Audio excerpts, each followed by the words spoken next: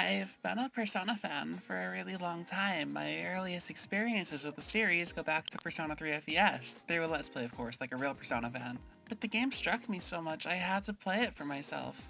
I wasn't able to play FES since my parents wouldn't let me play unrated games, so like any kid, I went behind their back and resorted to emulation. My laptop at the time was barely able to handle games, but one system I was able to emulate mostly well was the PSP.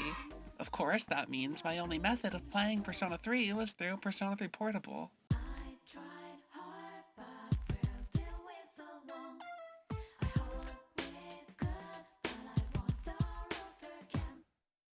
Persona 3 Portable is a port of the PS2 version with some heavily cut back visuals and is entirely missing FES's The Answer, but this was offset by a new edition exclusive to Portable, the female protagonist, or as many call her, FeMC. FeMC introduces a lot to the base game, like 8 new social links, including your male party members who previously didn't have any. This route also includes new music, a pink coat of paint, and completely new dialogue options portraying Katone, that's her name, in a much different way than Makoto, the male protag. When I first played Portable, for whatever reason, I gravitated towards FeMC, even knowing that her route is more of a remix of the game's social sim half than a simple gender swap. This makes my first experience with the Persona series FeMC's route of Portable, which continues to this day to be my favorite Persona game. Needless to say, I love FeMC, and her additions to the base game among many others in the fandom. This brings me to Persona 3 Reload, the 2024 remake that once again cut all version exclusive content, something of a trend in Persona 3 re-releases. When it was announced that Reload would be cutting both The Answer and FeMC, the reaction from the community was pretty negative, many wondering why remake the game at all if they weren't gonna make the long dreamed of Ultimate Persona 3 version. However, once Atlus announced that they would be releasing The Answer, now renamed Episode Aegis, as a DLC, a whole controversy in its own right, the tone shifted a little in the community, where FES fans who maybe weren't too fond of Portable physically could not control themselves, when people were still upset at the lack of FeMC, of course choosing violence. For a while now, FeMC's had a reputation for attracting a lot of hate. There's a bit of revisionism nowadays, but I was in the trenches in a pre-Persona 5 time when it wasn't uncommon to outwardly dismiss her entirely.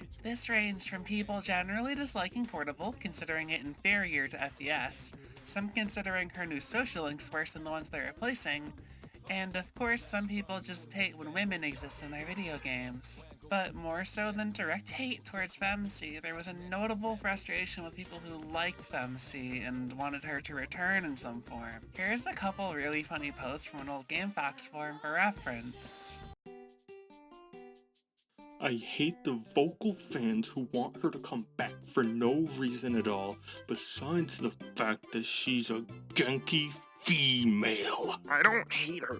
I just don't like her. She was just a pointless add-on that caused all this chaos about Persona games needing to have a female MC option rather than just letting it come naturally. When the time was right, most Persona games so far have been male MC related, so when one comes that's plot relevant, I will welcome her with open arms, unless she's ugly looking. Is it just game FAQs, or is the subreddit fragile about a female protagonist too? Posted rather innocuously on game FAQs about how it would have been nice to have the option for a female lead in Persona 5. It was a pretty good feature on Persona 3 Portable.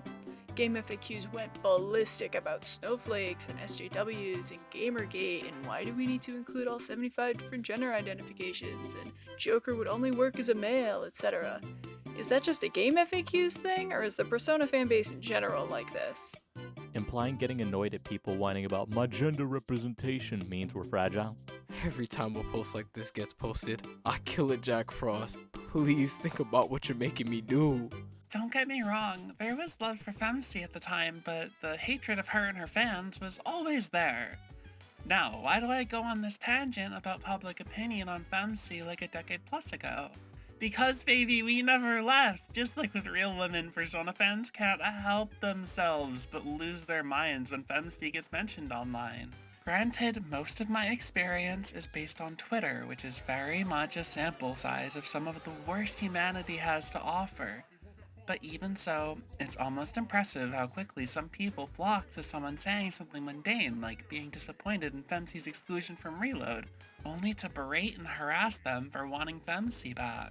Also, I feel like I should mention, this isn't all Persona fans obviously, but there's a very loud minority in the community that I think we're all familiar with. It feels very much like a continuation of the years-long hatred that's followed FeMC since her debut.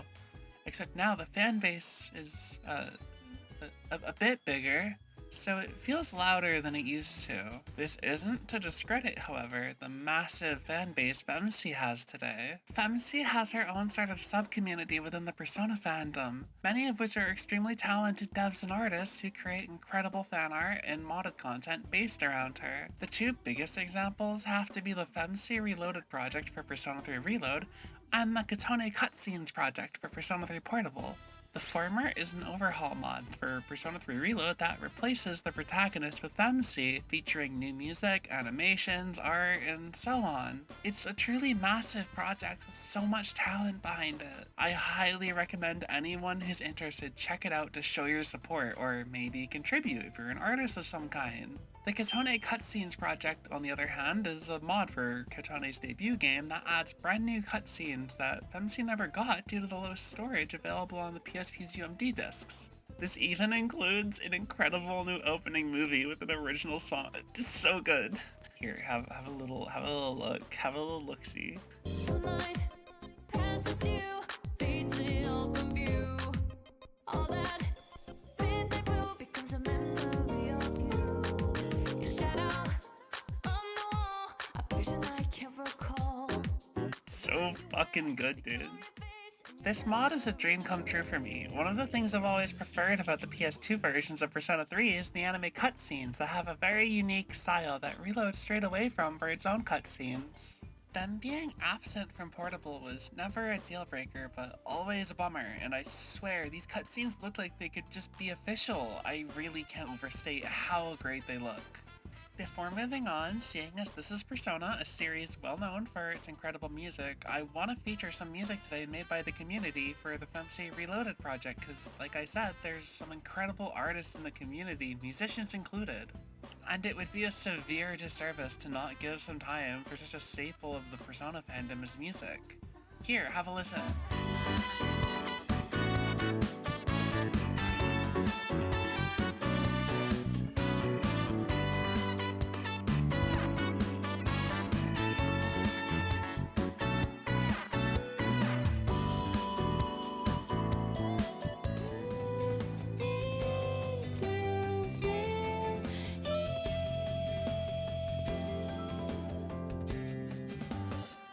Every time, goodbye to yesterday. Goodbye today. Smile in the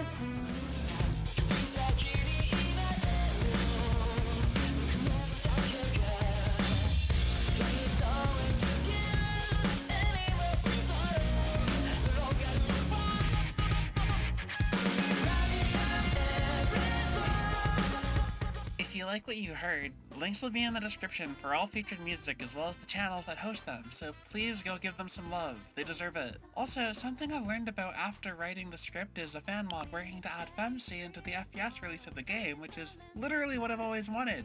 It's what I always wanted whenever I asked for a definitive release of Persona 3, so like that's pretty sick, I think.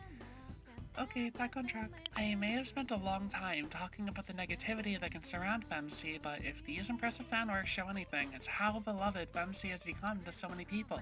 But why is she so loved? I mean, yeah, there's the new social links and music, but there's definitely an appeal that goes beyond these surface level qualities.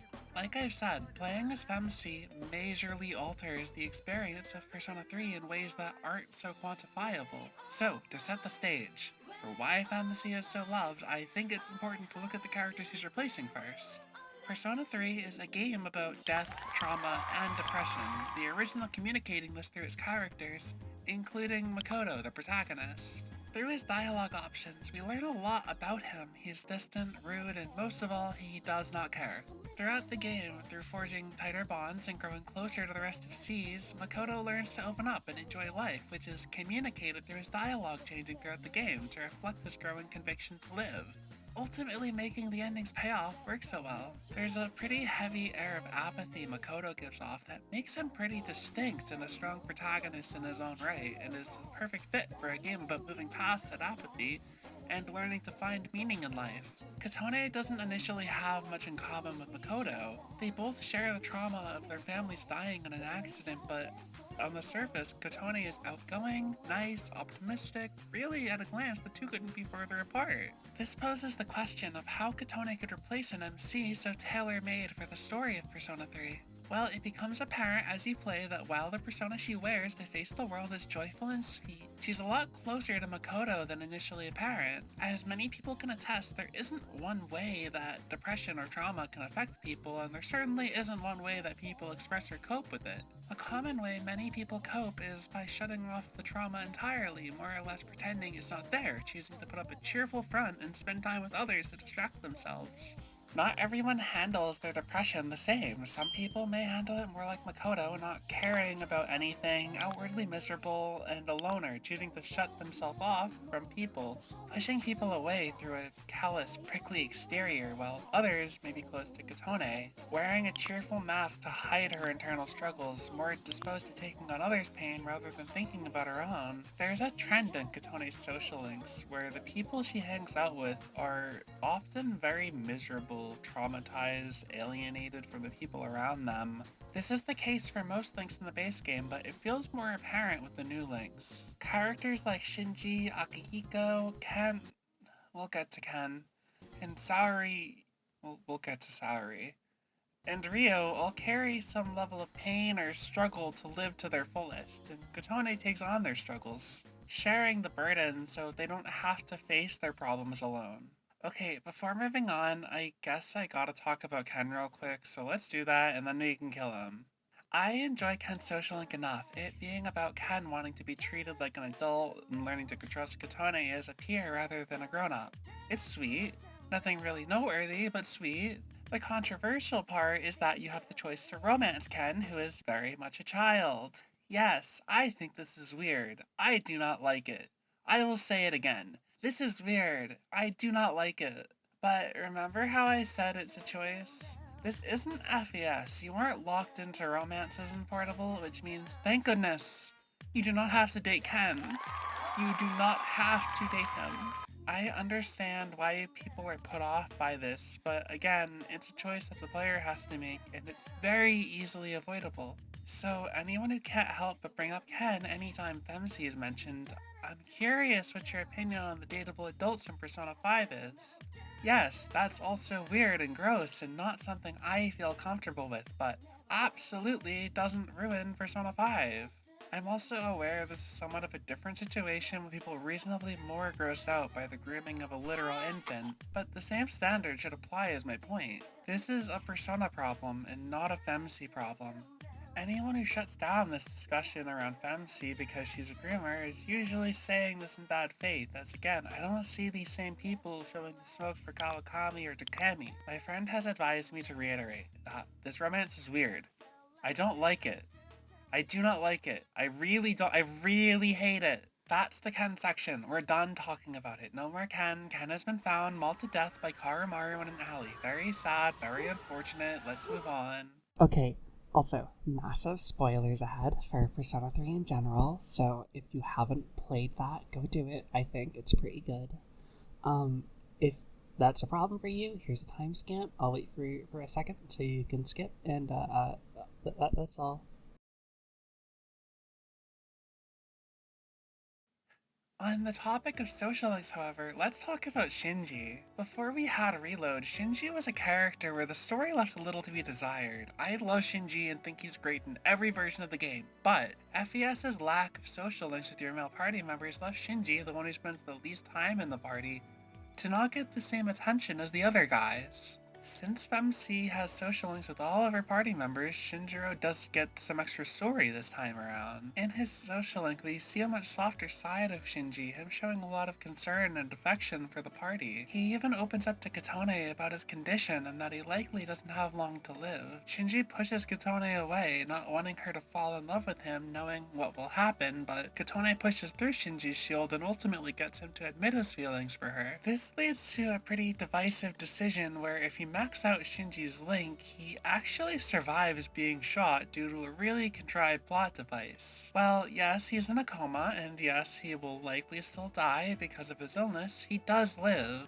I'm not personally a huge fan of this decision on the surface, much like I'm not a fan of what saving Chidori does for Junpei's story, but I think the choice has grown on me. It hits me pretty hard how the only reason Shinji lives is because Kotone pushed him so hard, because she didn't let Shinji's condition get in the way of her and someone she loves. So when Shinji rushes to the rooftop in the final cutscene, he is the one who's there for Kotone's death, despite the fact that the girl he loves is going to die and Shinji likely doesn't have much longer anyway. When he recovers, all he can think about is seeing her. It's kind of beautiful how Shinji, who had essentially given up on life, finds his reason to live through Kotone saving him both figuratively and literally, only to stay by the girl who saved him till the very end, sharing her burden as he shared his with her. By saving Shinji's life, Kotone is giving him a gift he never thought he deserved, a chance to make amends. She turns Shinji's story from redemption through sacrifice into giving him another chance to make things right with the people he's wronged.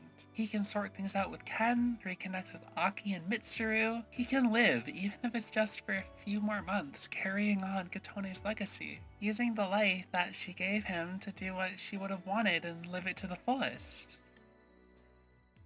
Not to undercut all of what I just said about Shinji and the roof scene, but I never actually do the scene with Shinji, despite how much I love it. And that's because I am a basic bitch who always does it with Aigis. This isn't because it's like the canon rooftop scene, or even that it's the most relevant to the game's themes, but for a super duper simple reason. This shit is gay as hell! I'm hardly the first person on the internet to make the astute observation that Persona is kinda really gay, 3 especially in the context of modern Persona. FeMC's social links with Ryoji and Aigis go a long way in demonstrating this. While anyone who's paying attention can definitely pick up to the gay undertones that Ryoji had in the previous versions of Persona 3, that's without mentioning the gay romance movie disguised as a Persona 3 adaptation. It's not until Portable that these implications are more or less canonized when Ryoji tells FeMC that he would probably still love her even if she was a man. While Ryoji is a bi icon, I'm more interested in going back to Aigis, the other bi queen in this game. With the exception of Persona 2 in the timeline where Atlas weren't cowards when finishing Persona 4, there isn't a single instance in the series where the player can directly engage in a gay relationship with another character, besides FeMC.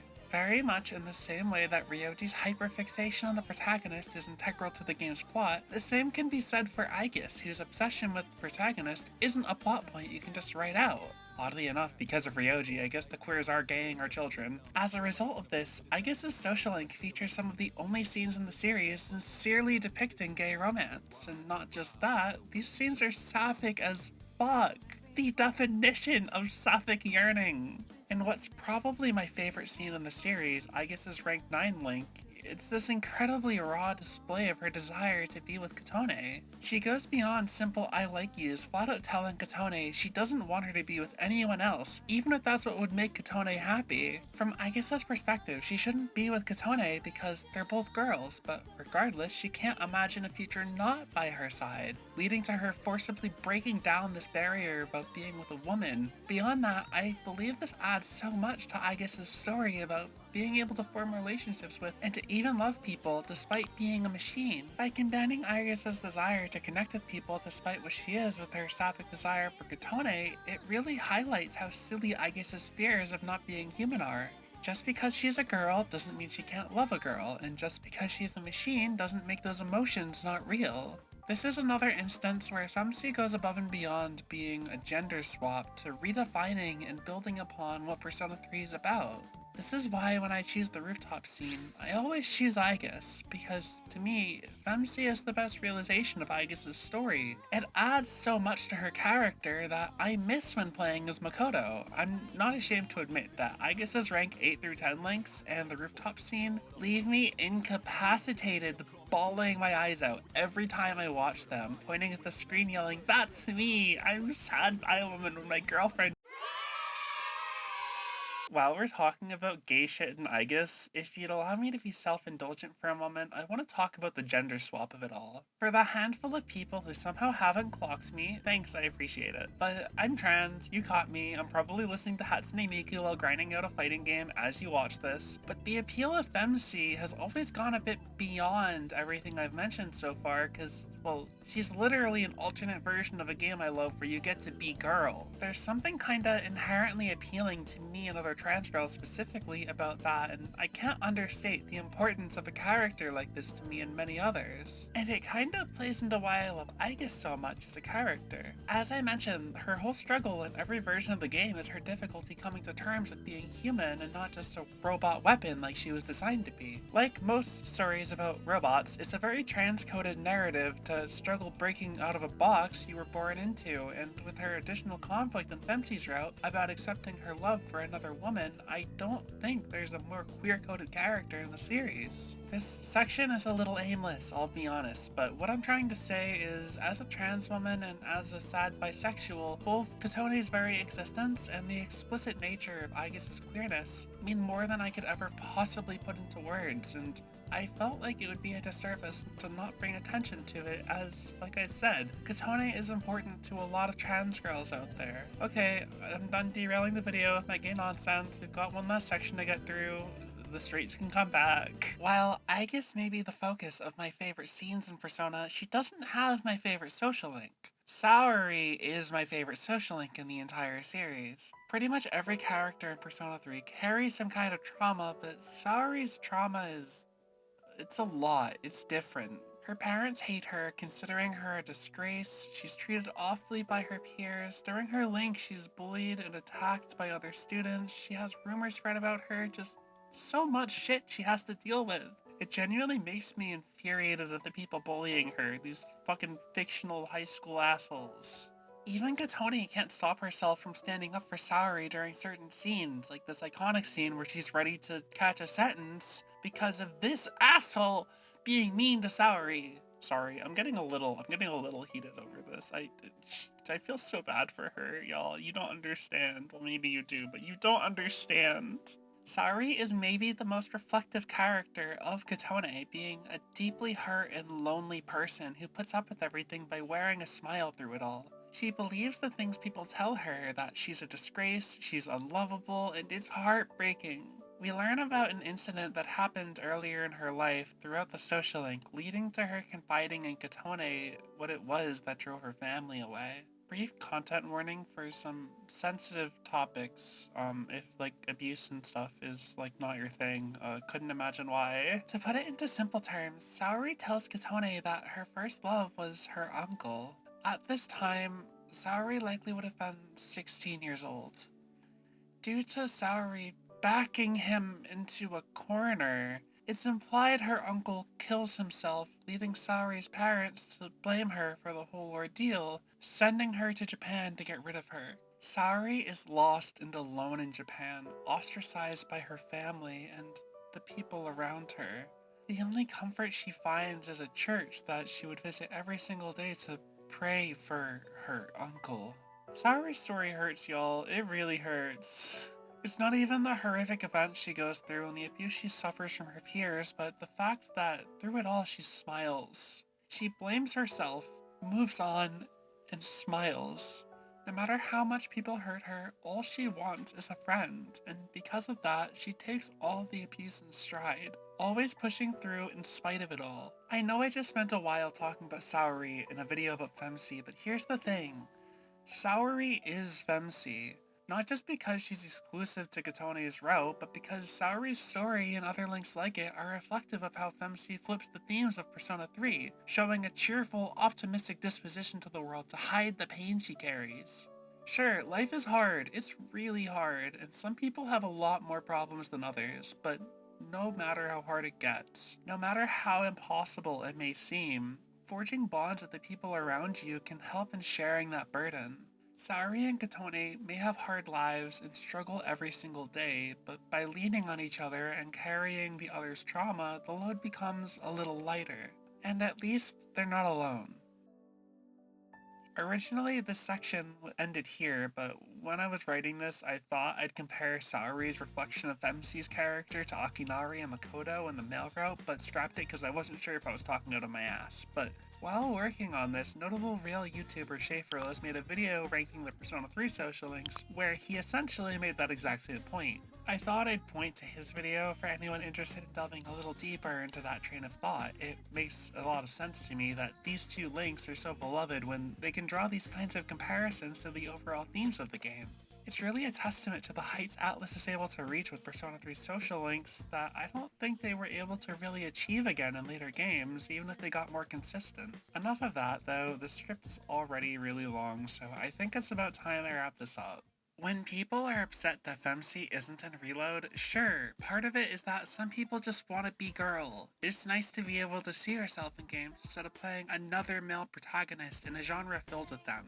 But it's not just that. FeMC brings a different perspective to the game. The same themes are shown through a lens more in line with many people's experiences with depression. I myself feel much more connected to the depression Kotone experiences than Makoto. I love Persona 3, but when I say Persona 3 is my favorite game, I'm not talking about FES or Reload, I'm talking about FeMC because she is Persona 3 to me. When I play FES or Reload, I'm experiencing Makoto's stories and his struggles. When I'm playing Portable, I'm experiencing my story and my struggles. Sure, some elements of her route are preserved in Reload in the form of the dorm events with the guys and the extension of Shinji's story, but it's not the same when taken out of Katone's story. If Atlas's recent statements are anything to go by, Katone will never be added to Reload. And while that makes me sad, it's hard to be too upset when so many talented fans are working on adding her to Reload themselves. Or the FeMC cutscenes mod for Portable that gives me the amazing cutscenes that we wouldn't have gotten with Reload's change in direction and style from the original. And even in an official capacity, we have Q2, which heavily features FeMC, officially making her canon to the series. Fuck you, not canon, Sean. Assholes, I hate you. Die. That's a kid. This is a kid. This is a little joke. I only want to beat you to death with hammers sometimes. Between the mods and Q2, we have way more FeMC content now than we did pre-Persona 5, which makes me so happy. Also, it's not on the script because I found out late, but there's the FeMC FES mod. That you check that out. It's pretty cool. With how much her fans have grown to love her, it feels like only a matter of time before we see another female protagonist in Persona. So even if it's not Katone, maybe in Persona 6 I'll be able to see myself in the protagonist in a way I don't with Narukami or Joker, but it's best not to get my hopes up. Even if we never see FeMC in an official Atlus game again, it's good to know that fans have us covered where Atlus doesn't. And again, maybe we'll see a third female protagonist someday. Or fourth? Does I guess count? Whatever, I could talk about Persona and FeMC and the feminine urge to become a Dora for your military-grade tank girlfriend for literally hours, so I should stop talking here before I do just that. Thanks so much for watching, and I hope you enjoyed, and if you didn't, well, sorry, I guess. I've attempted really taking a dive into making a big video like this for a while, and I'm really grateful for anyone who stuck around till the end. You're all probably hot and awesome and swag and shit, because why else would you be listening to the ramblings of a barely coherent girl Phil talking about Persona on the internet? Clearly, you have your lives figured out more than me. Once again, please check out the amazing fan work featured in the video. There will be links to all of it in the description, so you have no excuse. Support them, support them, support them. I hope you have a great day, and I love you all. See ya! Also, Metaphor is pretty good. You should play Metaphor Refantasio. It's on, like, literally everything. I think it's pretty cool. Yufa's pretty cool and awesome, and she's pretty swag, and I really like Luis, and I can kiss him and fix, I can kiss him, I can kiss him, I can kiss him, I can kiss